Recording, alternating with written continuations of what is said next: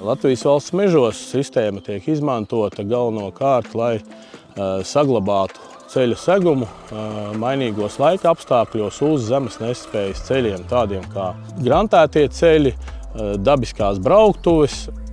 Šī mašīna ir aprīkota ar riepu spiedienu kontroli, kuru izmantojam braucot pa meža ceļiem, smilšainiem, dubļiem. Labāk caurgājamība ir, palīdz arī grants ceļiem, bedrēm. Mīkstāk mašīna iet un nebojā tik daudz tos ceļus.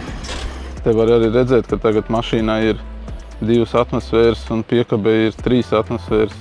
Var redzēt, cik viņas ir mīkstas, un tu jau, ka braucot, viņš jau arī tanī gumijā padodās, viņam nav tik liels spiediens uz to zemi. Viņš nedabūna spiesties zemē iekšā, un tas ceļš principā risks neatstāja. Sistēma tiek izmantot šajos pavasara, rudeņa šķīdoņos un vasaras karstajos mēnešos, lai mēs nodrošinātu stabilas piegādes saviem klientiem. Ja ar parasto kokudēju tur būtu jāgaida iespējams nedēļa pēc rudens lietavām, lai ceļš izžūtu un tiem materiāliem varētu piekļūt, tad ar riepu spiedienu kontroles sistēmu aprīkots kokudējs uz šo krautuvi var aizbraukt ātrāk. Tādā veidā mēs saglabājam kokmateriālu kvalitāti, kas vai iespējams būtu zudusi, ja mēs gaidītu šīs nedēļu vai vairāk, kamēr uz šo krautuvi var aizbraukt ar parastu kokudēju.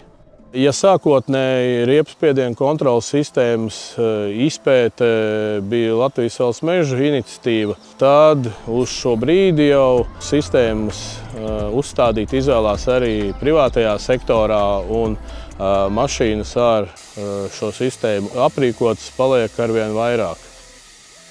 Nevar iedomāties īstenībā braukt tagad kā, bez šitās sistēmas. Tā pierast ir uzreiz saķeri savādāk.